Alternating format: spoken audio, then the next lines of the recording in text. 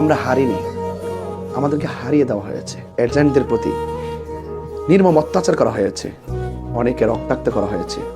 সেই রক্ত একদিন কথা বলবে।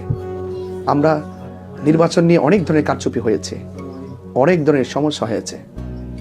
আমরা নির্বাচনের রেজাল্ট মেনে নিতে না পারলেও আমরা অবশ্যই ধৈর্য ধারণ করছি, সবর করছি, কারণ মজলুম ধৈর্য ধারণ করে।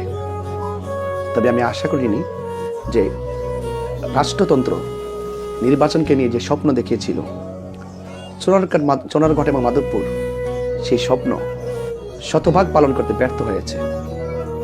প্রশাসন ব্যর্থ হয়েছে এবং আধিপত্যবাদ আবারও নতুন করে দেখা দিয়েছে।